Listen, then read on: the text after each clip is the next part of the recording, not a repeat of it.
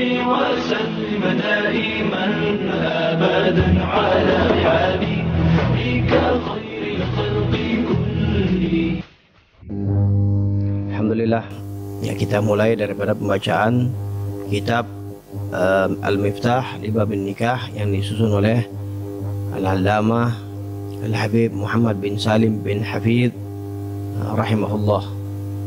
Ya, ini tentu kita tahu beliau adalah ayah daripada Al-Habib Umar bin Muhammad bin Salim bin Hafidh dan juga Al-Habib Ali Masyhur yang luar biasa.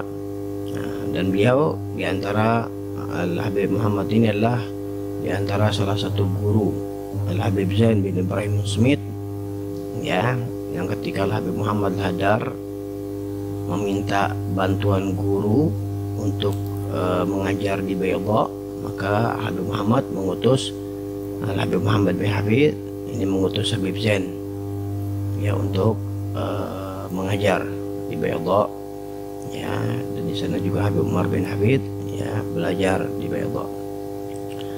Baik, bismillahirrahmanirrahim. Alhamdulillahirabbil alamin wa sallallahu wasallam ala sayyidina Muhammadin khatamil anbiya wal mursalin wa ala alihi wa sahbihi wa tabi'in. Ya, ini mukadimah pembukaan. Pertama biasa dibaca dengan bismillahirrahmanirrahim, kemudian memuji kepada Allah Subhanahu wa taala dan berselawat kepada baginda Rasul sallallahu alaihi wasallam, ya, sebagai penutup para nabi dan rasul, wa ala alihi wa sahbihi wa tabi'in, dan juga kepada keluarga para sahabat dan para tabi'in.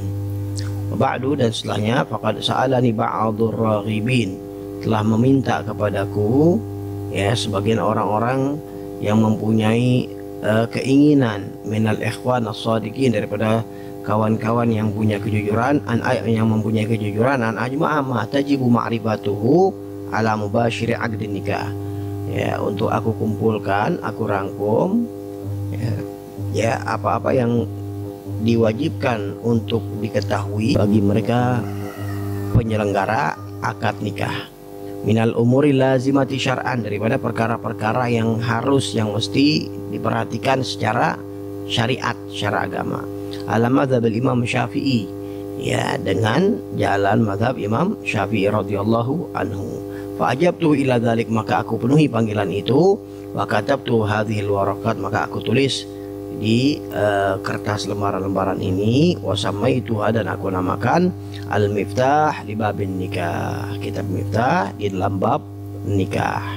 Wallahu al-mas'ul, ya, dan kepada Allah kami meminta ayaj'ala dzalika khalisan liwajhil karim, untuk menjadikan ini sebagai khalisan, ya, sebagai ikhlas liwajhil karim, ya, ikhlas semata-mata karena Allah Subhanahu wa taala. Amin.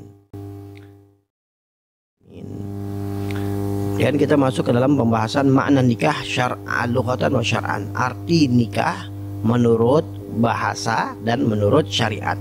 An nikah lughatan ad-dhammu wal watu.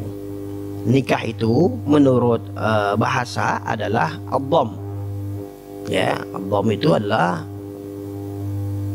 penggabungan, ya, menggabung, ya, menyatukan, ya, wal watu juga al-wata, yaitu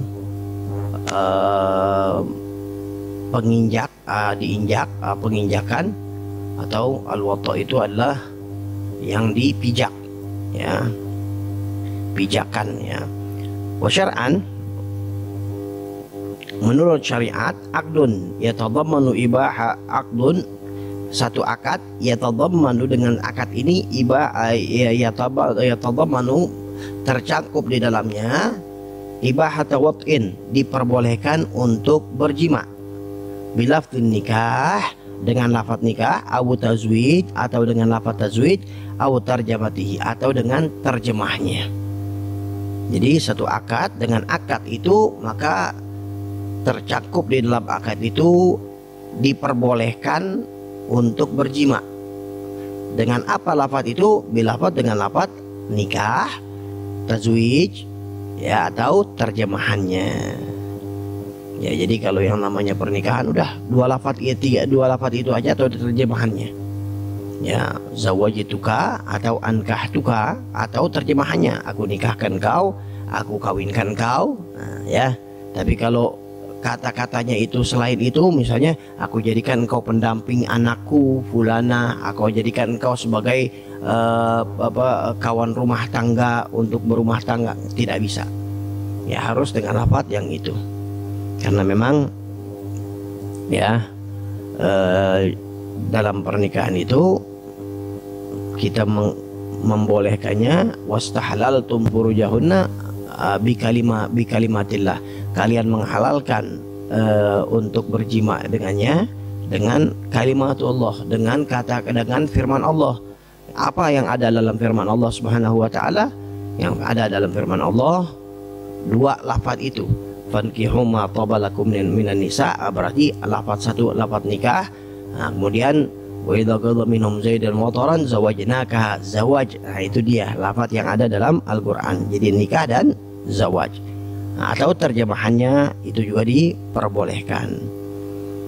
Walaupun di sini ada ulama yang mengatakan ya harus dengan lafaz bahasa Arab. Ada lagi yang mengatakan boleh dengan terjemahan, dan ini yang mu'tamad. Ada yang mengatakan kalau tidak bisa bahasa Arab baru boleh dengan terjemahannya. Jadi bagusnya kalaupun dia mengucapkan itu dengan bahasa Arab dan terjemahannya boleh dia lakukan.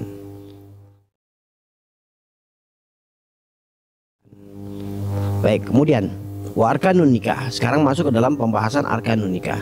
Arkanun nikahi khamsatun. Rukun nikah ada 5. Zaujun, adanya mempelai suami, mempelai laki. Wa zaujatun, adanya mempelai wanita. Wa waliyun, adanya wali, yaitu wali daripada wanita itu. Wa syahidan, dan 2 orang saksi. Wa sighah, dan ijab qabul. Jadi yang namanya pernikahan harus ada 5 ini. Kalau nikah tanpa wali, walaupun dia janda, tidak bisa. Dalam mazhab Syafi'i harus dengan adanya wali. Ya, cuma bedanya dalam hadis Rasulullah SAW, ya, wasayyib aula binafsiha. Asayyib, ya ini janda itu lebih berhak untuk dirinya. Dalam arti apa? Dalam arti menentukan siapa jodohnya. Ya, dia mau atau tidak mau itu terserah kepada janda itu. Itu dalam arti lebih aula, lebih utama, bukan di dalam lebih utama di dalam menikahkan tanpa wali, tidak ada. Ya, kita harus dalam mazhab Syafi'i sudah jelas itu harus adanya wali. Salli wa sallim daiman abadan ala